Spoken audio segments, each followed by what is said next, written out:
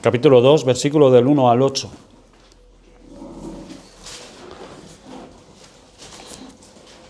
Y dice así la palabra de Dios.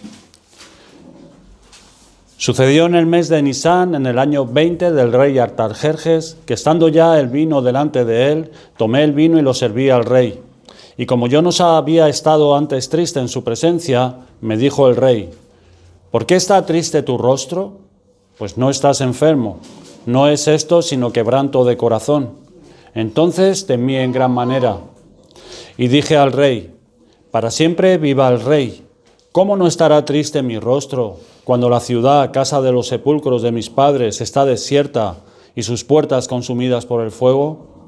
Me dijo el rey: ¿qué cosa pides? Entonces oré al Dios de los cielos.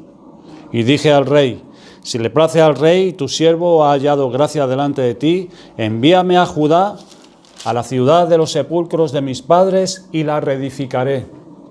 Entonces el rey me dijo, y la reina estaba sentada junto a él: ¿cuánto durará tu viaje y cuándo volverás? Y agradó al rey enviarme después de que yo le señalé el tiempo. Además dije al rey: si le place al rey, que se me den cartas para los gobernadores al otro lado del río, para que me franqueen el paso hasta que llegue a Judá. Y carta para Asaf, guarda del bosque del rey, para que me dé madera para enmaderar las puertas del palacio de la casa, y para el muro de la ciudad y la casa en que yo estaré. Y me lo concedió el rey según la benéfica mano de mi Dios sobre mí. Esa es la porción que hoy vamos a estar considerando en esta mañana, en este tiempo. Vamos a pedir la ayuda a nuestro Dios. Señor Dios y Padre, Señor de los cielos y de la tierra y de todos cuanto hay en ellos. En esta hora te pedimos, Señor, que nos ayudes, que ilumine nuestra mente, Señor, para que podamos entender tu palabra, para que podamos extraer de ella las enseñanzas, los principios para poder aplicar a nuestra vida de piedad. Ayúdanos, Señor, haznos hombres fuertes, con fe valiente. Señor, ayúdanos en esta mañana porque somos torpes y no entendemos. Guíanos con tu Espíritu. Te lo pedimos en el nombre de Cristo. Amén. Jesús dijo: yo edificaré mi iglesia. Y sabemos que el medio principal para la edificación de su iglesia es por medio de la predicación de su palabra. Pero no es menos cierto, hermanos, que uno de los medios que el Señor usa para la edificación de su iglesia son seres humanos, hombres débiles, como tú y como yo. Así lo ha hecho en el pasado, así lo hace en el presente y así lo hará en el futuro hasta que regrese Cristo a por su novia, la iglesia. Hago mención de que Dios usa a hombres en su obra porque los versículos que hemos leído vemos cómo la situación deplorable del pueblo en Jerusalén empieza a ser transformada por medio de las acciones de un hombre sujeto a pasiones como las nuestras. Un hombre débil, quien dependió de la mano poderosa de Dios sobre él, que sin esta mano poderosa sobre él, Nehemías no hubiera podido hacer nada, absolutamente nada. Él en todo momento es muy consciente de esta realidad. Por eso hace mención de ello al final del versículo 8. Porque sabía que sin el Señor él nada podía hacer y que toda la gloria la merecía solamente Dios. Sin embargo, Dios estaba haciendo su obra por medio de la fe de Nehemías que él había puesto en este siervo suyo. Vimos el domingo anterior que Nehemías lloró. Y lloró por las murallas de Jerusalén como por las puertas que estaban quemadas a fuego, que estaban así desde hace mucho tiempo y no se estaba haciendo absolutamente nada allí. Todo seguía en la misma condición y aunque se habían hecho ciertos esfuerzos, la situación era terrible allí en Jerusalén. Esto quebranta el corazón de Nehemías, lo lleva a confesar su propio pecado y el pecado del pueblo, y lo lleva a clamar a Dios diciendo básicamente: Señor, envíame a mí. Qué difícil era la situación que Nehemías tenía por delante. Las murallas estaban derribadas desde hace más de un siglo. Las personas en Jerusalén estaban desalentadas. Sus enemigos estaban al acecho y peor aún, el mismo rey, Artajerjes, años antes había firmado un decreto poniendo fin a la reedificación de las murallas. Todas esas dificultades y muchas más eran las que Nehemías tenía por delante. Y un detalle que quiero que tengamos en cuenta es que en el versículo 1 que acabamos de leer del capítulo 2, es que se nos dice la fecha. Y esto es muy importante porque nos va a ayudar un poco a entender todo esto.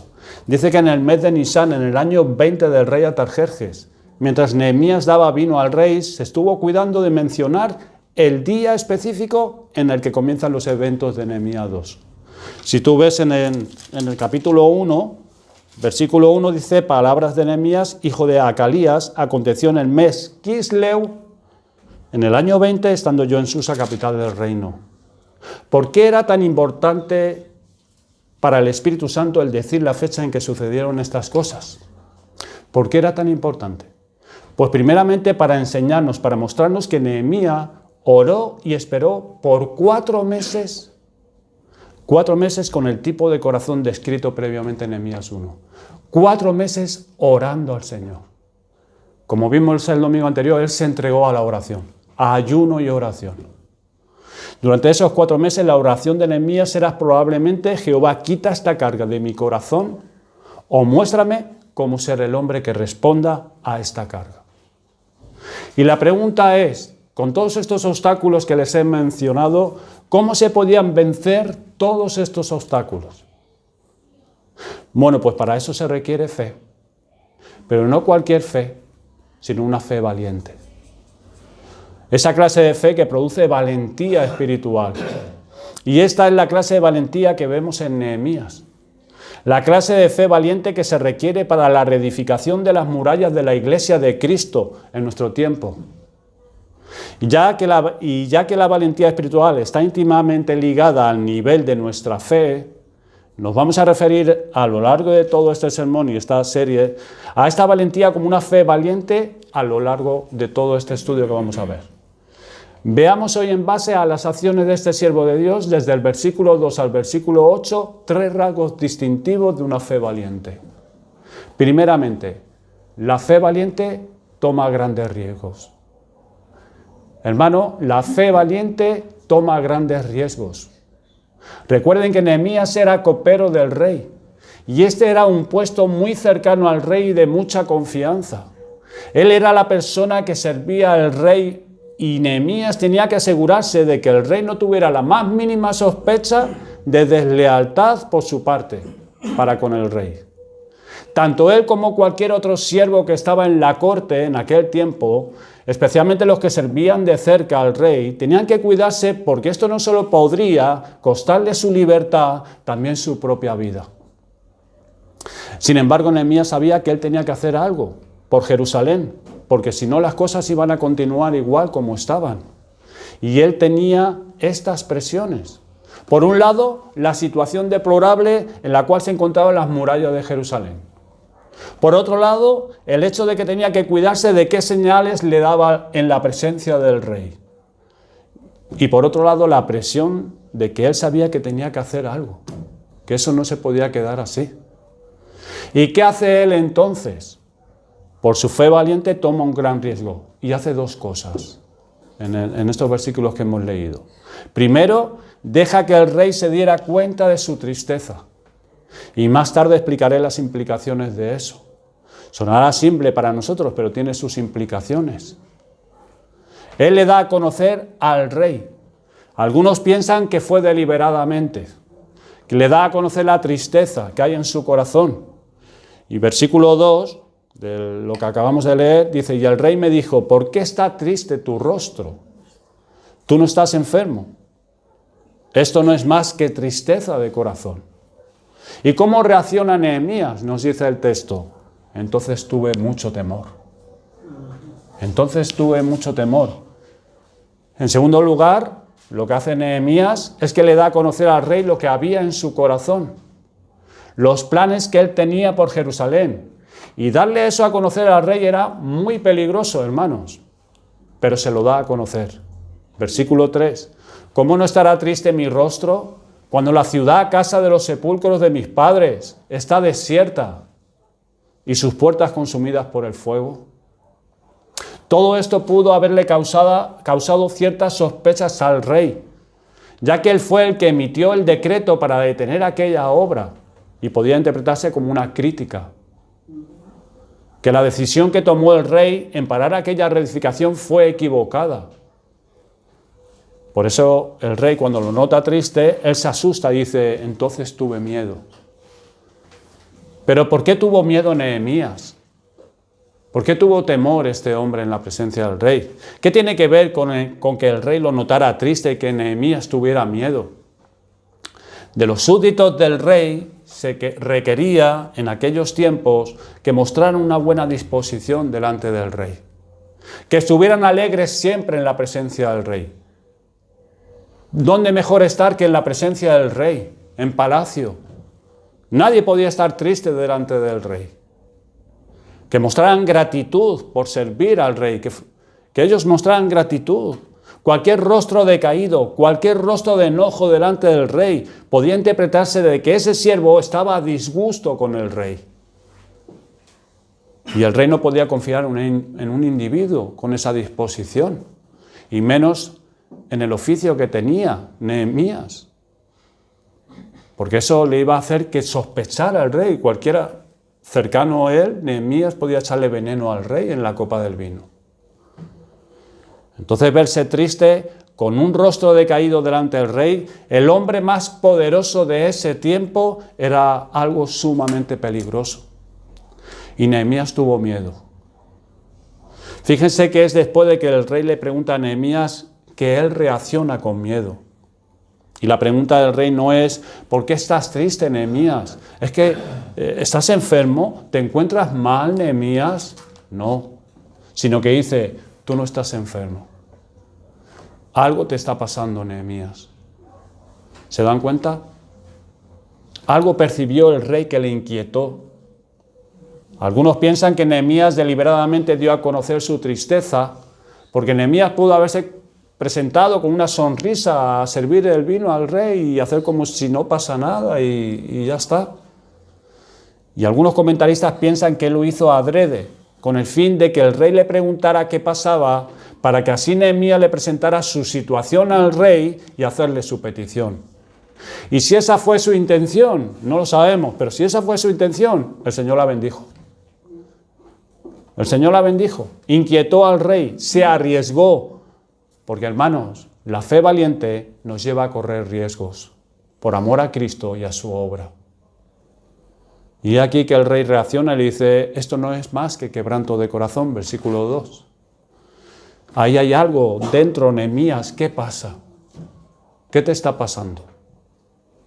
Nehemías, siendo un hombre sabio y prudente, hace todo lo posible por minimizar el peligro donde él se había puesto.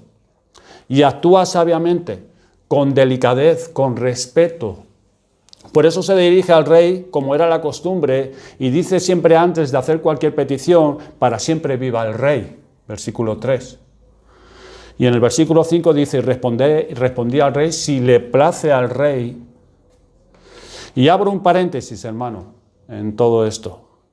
Sin la mano poderosa del Señor, Nehemías nunca hubiera podido hacer nada. Nunca. Pero lo que respecta a la responsabilidad humana de Nehemías, tuvo que ser un hombre consecuente, diligente, de buen testimonio delante del rey, y éste pudo concederle lo que le pidió. Nehemías se ganó el respeto del rey, se ganó el corazón del rey con su conducta, de modo que él le dijo: si tu siervo ha hallado gracia delante de ti, versículo 5, envíame a Judá, a la ciudad de los sepulcros de mi padre, y la reedificaré. Si Nehemías no hubiese tenido testimonio, un buen testimonio delante del rey, el rey le hubiera contestado: ¿pero de qué gracia tú me estás hablando, Nehemías? ¿De qué gracia tú me estás hablando? Pero si tú eres un irresponsable y un desobediente. Pero no es así. Nehemías se ganó el respeto del rey. Y Nehemías es un ejemplo para nosotros en eso, hermanos. Es un ejemplo a seguir. Él se acaba de meter en una situación peligrosísima. Básicamente le está pidiendo al rey que anulara el decreto que él había firmado ya hace algún tiempo.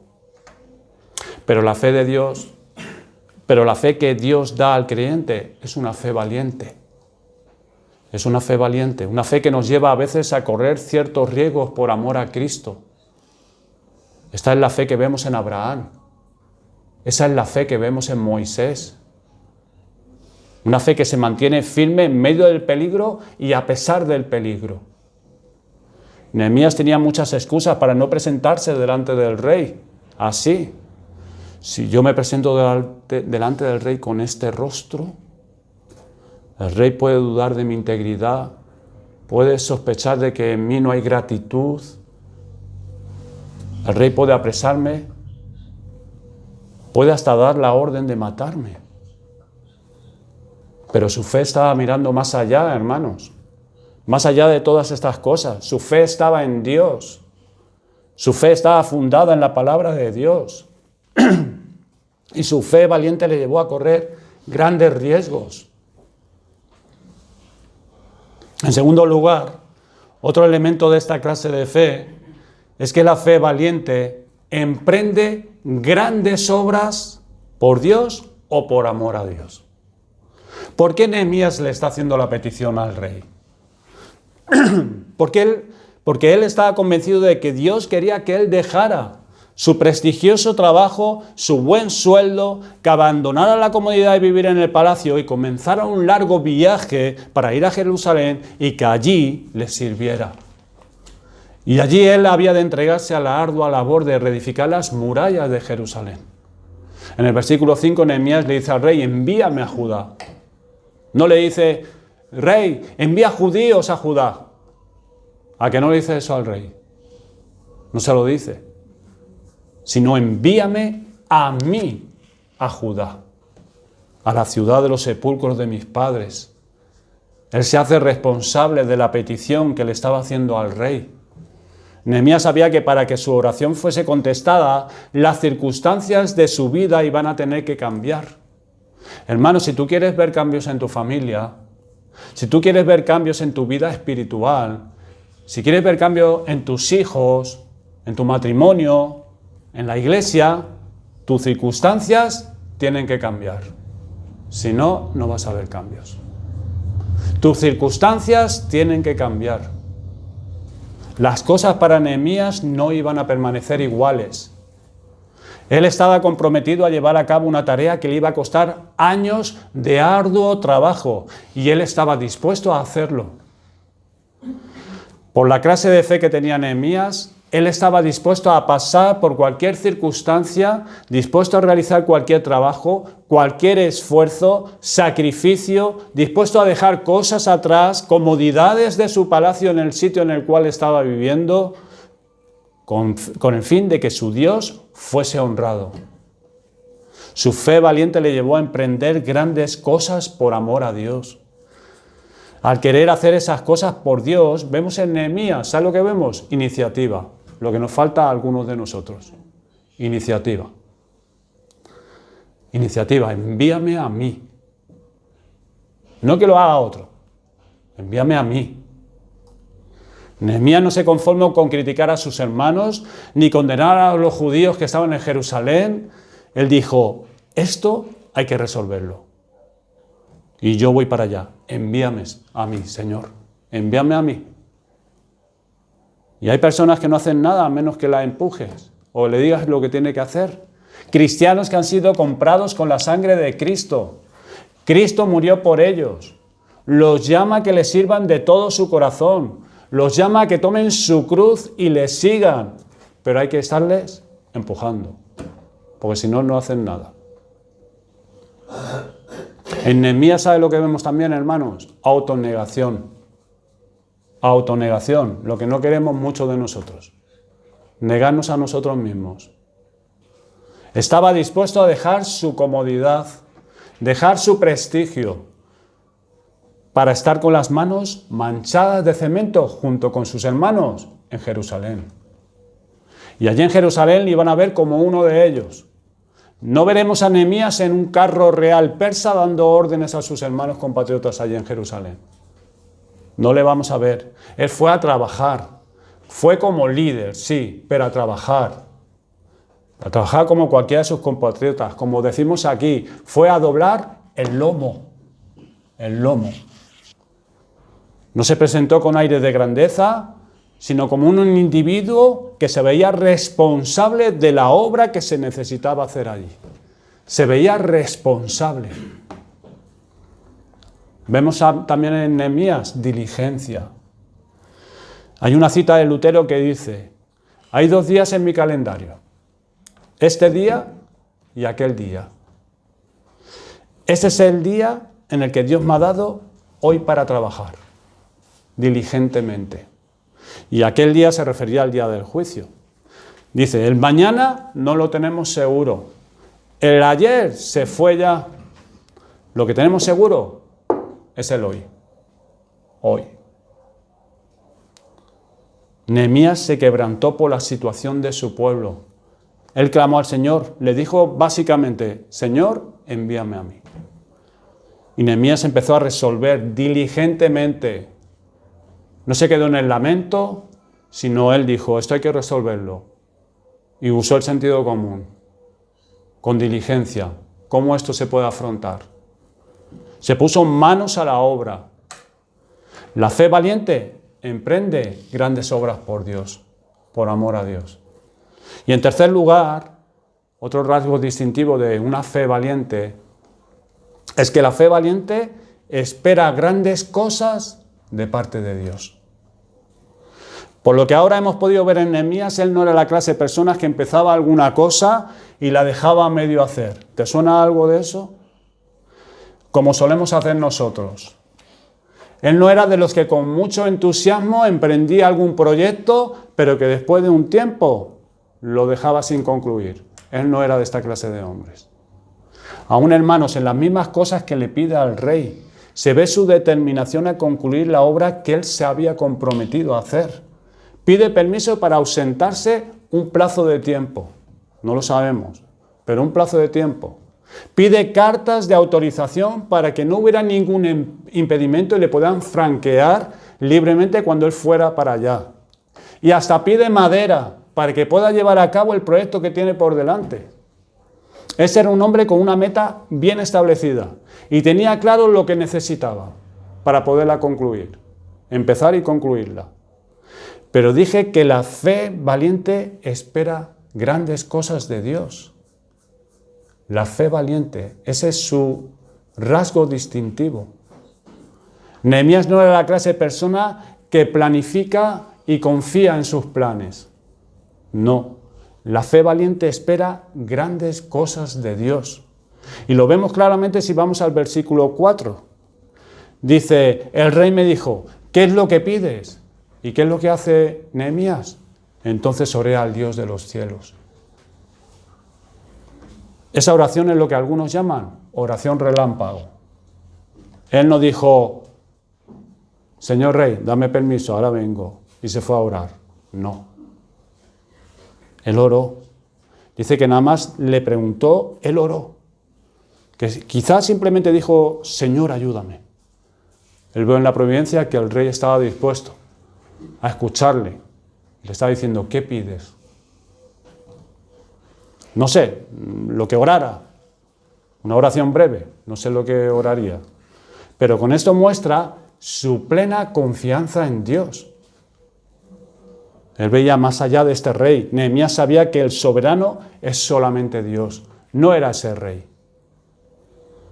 El rey de aquel inmenso y poderoso imperio, él no era el soberano. Soberano es Dios solamente. Pero ¿por qué Nehemías pidió tanto? ¿Por qué se atrevió a pedir Nehemías todas estas cosas al rey? Porque ya de por sí, hermanos, presentarse delante del rey con ese rostro triste era suficientemente peligroso, pues podía haber causado sospechas al rey. ¿Cómo es que este hombre se atreve a pedir todas estas cosas? ¿Saben por qué? Se atrevió a pedir todas estas cosas porque su mirada estaba puesta en Dios, en el cual, aquel que clamó él, en aquel al cual clamó. Su mirada estaba puesta en Dios. Por eso dice, lloré al Dios del cielo. Al que está por encima de Artajerjes, al que está por encima de todos los reyes de la tierra y de todos los hombres, y de cualquier circunstancia, el que está sentado en su trono. Hermanos, ¿por qué pidió tanto Nehemías? Porque él realmente tenía la intención genuina de no solo empezar la obra, sino en terminarla. Nehemías no era un soñador, sino un hombre con los dos pies, como decimos, bien puestos en la tierra, en el suelo, con una firme convicción, con una fe valiente, que está decidido a pasar por lo que tuviese que pasar con tal de que Dios recibiese la gloria y fuese honrado por su pueblo. Era un hombre que conocía la palabra de Dios. Dios había prometido que el Mesías vendría y Nehemías creía que Dios iba a cumplir su promesa de enviar al Mesías. Él conocía las profecías de que en un tiempo que él no sabía se presentaría el Mesías en el templo, pero ahora este templo está en ruinas. Estaba en ruinas. Él tenía que ir a Jerusalén a resolver aquello. Él no iba a esperar de brazos cruzados a ver si algún hermano, algún compatriota se levantaba para ir a Jerusalén y encaminarse a hacer la obra. No. Nehemías sabía lo que se necesitaba para esa obra y todo lo que ésta demandaría de él, y por consiguiente, él no se conformaría con nada menos. Le esperaban grandes logros con la ayuda de Dios. Ahí que le espera grandes cosas de parte de Dios. Su oración fue, Señor, mueve el corazón del rey para que él conceda la petición de tu siervo y tu siervo pueda ir a reedificar las murallas de Jerusalén. Y al final del versículo 8 lo hemos leído. Y me lo concedió el rey, según la benéfica mano de mi Dios sobre mí. A pesar de que este era un rey pagano, Nehemías aún así entendió que Dios podía trabajar a través de él en una manera poderosa. Y así nosotros también podemos aprender de que Dios puede proveer para nuestras necesidades en formas totalmente inesperadas o improbables. Él no tenía que darle muchos detalles al Señor, pues el Señor ya sabía lo que había en su corazón. Nehemías ya había clamado a Dios durante 4 meses. Él estuvo un buen tiempo orando al Señor. Por eso Dios sabía todo lo que había en él. Hermanos, hemos visto que Nehemías era un hombre de gran fe. Él tenía una fe verdadera, que se veía en una valentía espiritual. Era una fe activa, la que se nos muestra en la carta de Santiago, que nos dice, muéstrame tu fe por tus obras. Pues por sus obras, Nehemías mostró que su fe era genuina. Y así vimos como que una fe valiente tiene 3 rasgos distintivos. Toma grandes riesgos por amor a Cristo y su obra, emprende grandes obras por Dios y espera grandes cosas de parte de Dios. A modo de aplicación, ¿qué clase de fe tenemos nosotros, hermanos? ¿Qué clase de fe tenemos? Porque por sus frutos es que nosotros podemos ver si nuestra fe es verdadera o no. Por sus frutos nosotros podemos ver si nuestra fe está creciendo o de lo contrario está estancada. Y ciertamente, hermanos, la cobardía no es la característica del creyente. En 2 de Timoteo capítulo 1 versículo 7 dice, porque no nos ha dado Dios espíritu de cobardía, sino de poder, de amor y de dominio propio. Y en Josué capítulo 1 versículo 9 se nos exhorta de la siguiente manera, sé fuerte y valiente, no temas ni desmayes. El Señor, hermanos, nos llama a ser valientes, a ser hombres valientes y mujeres valientes también. A ser mujeres valientes al estilo de Esther y de otras muchas mujeres de las Escrituras. ¿Es esta la clase de fe que nosotros tenemos? ¿Una fe valiente? ¿Y cómo sabemos si tenemos una fe valiente? Pues por un lado, si estamos dispuestos a correr riesgos por amor a Cristo. ¿Estás dispuesto a correr riesgos por amor a Cristo y a su obra? Como creyentes se nos llama a hacer cosas. Y si realmente somos fieles a ellas, ¿sabe lo que va a pasar? Que nos traerán repercusiones. Si somos fieles a ellas. A veces pasa, como a veces no pasa. A veces serán repercusiones mayores, en otras serán repercusiones menores. Pero son riesgos que por fe debemos estar dispuestos a correr y a aceptar las repercusiones por amor a Cristo y a su obra. Son riesgos. Algunos creyentes analizan esos riesgos, valoran las posibles repercusiones y deciden no correr esos riesgos. No quieren esas posibles consecuencias. ¿Y qué alternativa queda ante eso? El no querer o no estar dispuesto a correr riesgos. ¿Qué alternativa queda, hermanos? Ser infieles a Cristo. Ser desobedientes a su palabra. Eso es lo que queda. Pues de obedecerla, dicen, me puede pasar esto, me puede suceder esto otro, o puedo perder aquello. Pero si somos fieles, hermanos, por ejemplo, si somos fieles vamos a correr riesgos y va a haber unas consecuencias. Por ejemplo, cuando testificamos a nuestros parientes, corremos el riesgo de perder su afecto y que ya no nos vean como antes nos veían.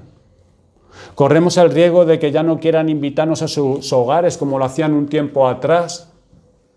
Cuando llevamos a cabo el deber del mandato del Señor, de amonestar y reprender al hermano que anda en pecado, corremos el riesgo de que esa amistad se rompa y que ya no sea igual que la de antes. Cuando crías a tus hijos en la disciplina y amonestación del Señor, tú estás siendo fiel a las almas de tus hijos, por amor a Cristo y por amor a ellos. Les instruyes según las Escrituras. Le estás instruyendo según la mente de Cristo. Le dices, no por aquí, no por acá, sino por aquí. Por amor a ellos. Por el bien de ellos. Cuando tú haces esto, corres el riesgo de ser visto como un padre demasiado estricto y exigente. Y corres el riesgo de que los rostros de tus hijos no te miren igual. Los pastores, cuando procuran que en la iglesia se haga todo como Cristo dice en su palabra, corren el riesgo de que los vean como intransigentes. Cuando como pastores predican y aplican la palabra fielmente a la conciencia de los hombres, corren el riesgo también de que se les acuse de estar tirando indirectas desde el púlpito. Son riesgos que corren. En realidad no solo los pastores, sino todo predicador que se planta de pie en un púlpito, que aplica la palabra de Dios a las conciencias de los oyentes. Son riesgos que corremos si estamos en esa posición. Uno está fielmente aplicando la palabra, pero ese creyente, en vez de recibirlo con un espíritu humilde y decir, el Señor me ha hablado hoy, y temblar ante su palabra y someterse a ella, se vira en contra del predicador. Y se vira. Y ellos toman esos riesgos. No porque quieran, no porque busquen problemas, sino porque Cristo les manda a predicar de esa manera por el bien de las almas de los hombres.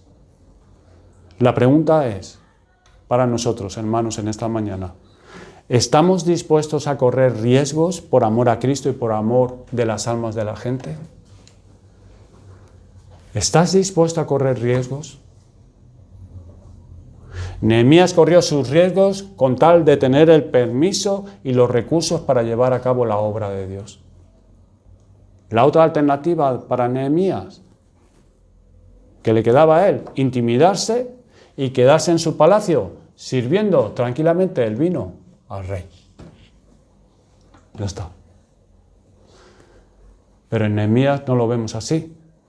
En Nehemías tenemos un ejemplo no para admirar, sino para imitar. Para imitar.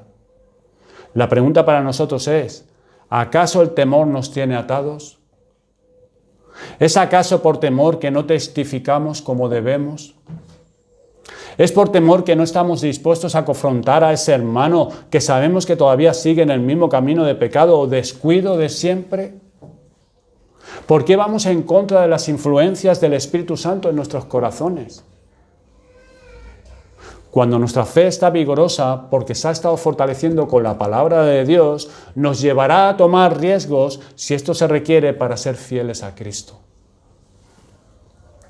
¿Cómo sabemos, hermanos, si tenemos una fe valiente? Si estamos dispuestos a correr riesgos por amor a Cristo y si estamos dispuestos a emprender grandes obras por Dios. Debemos entender, hermanos, que las murallas de nuestra Jerusalén, esto es nuestra iglesia, no podrán ser reedificadas de la noche a la mañana con tan solo los esfuerzos de unos cuantos. Tú tienes que esforzarte para la reedificación de esta iglesia. ¿Y cómo podemos nosotros reedificar la iglesia?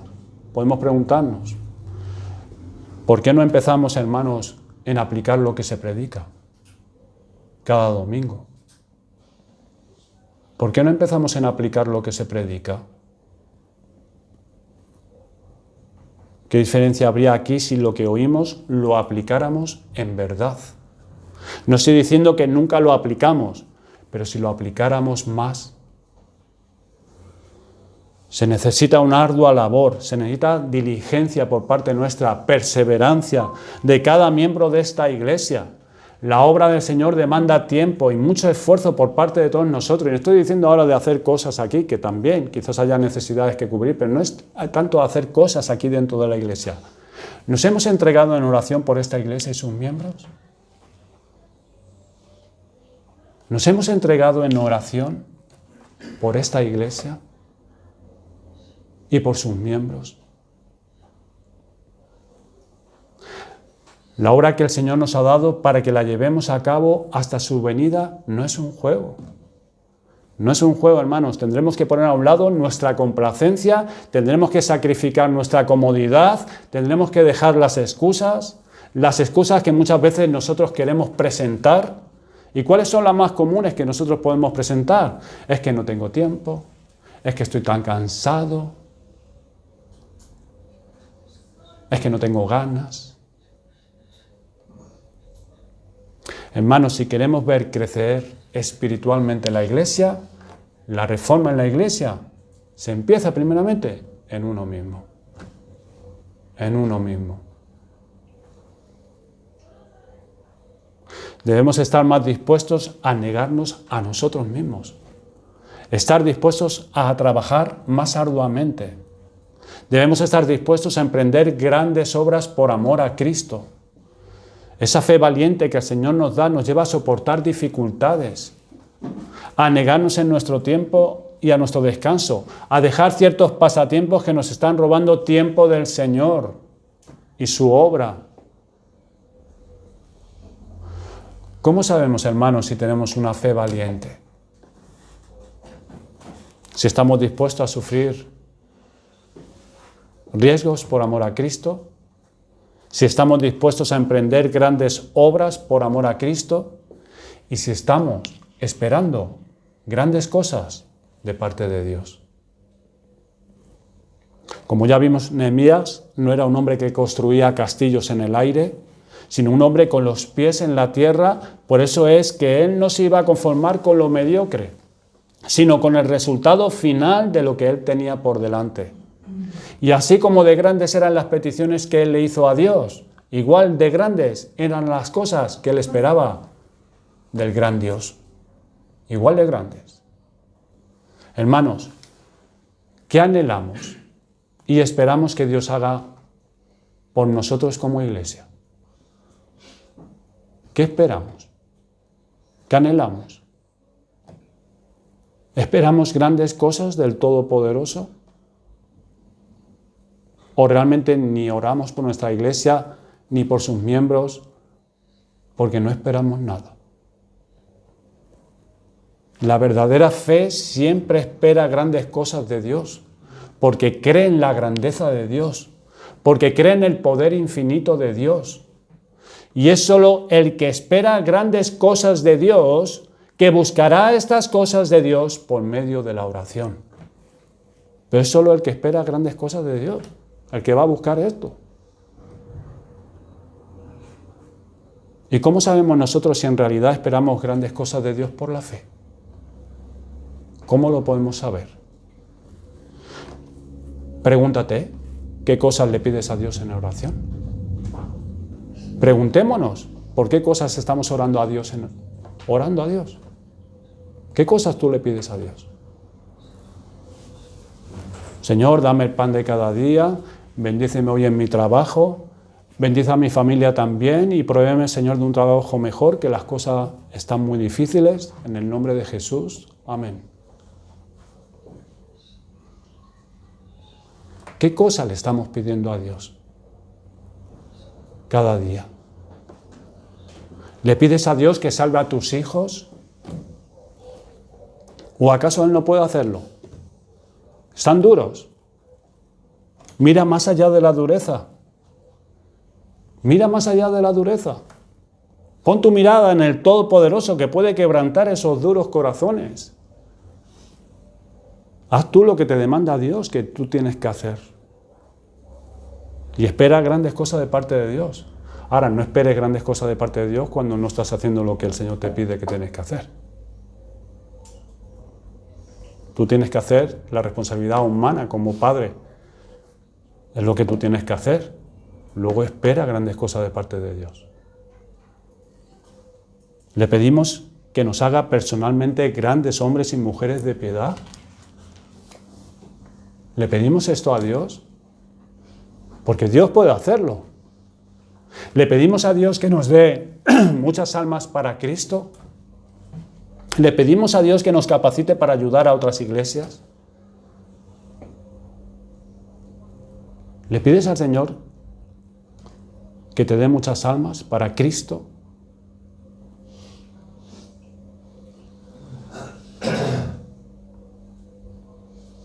Hermanos, si nosotros no pedimos a Dios estas cosas grandes, puede ser, ¿sabes por qué? Por lo débil de nuestra fe. Por lo débil de nuestra fe.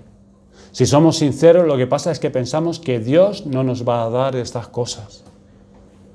No queremos que Dios pueda inclinar el corazón de nuestros políticos a hacer lo recto y bueno. Lo vemos como algo muy grande, lo vemos como que es imposible.